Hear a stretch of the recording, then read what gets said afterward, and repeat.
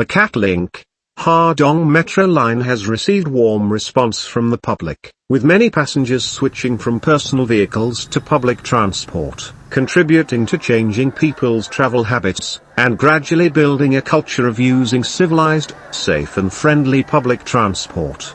Currently there are 10,000 commuters using monthly passes.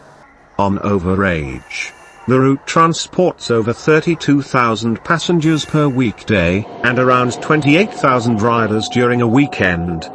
The line started running in November 2021. It was officially inaugurated on January 13, 2022, also the day it marked the 1 millionth passenger.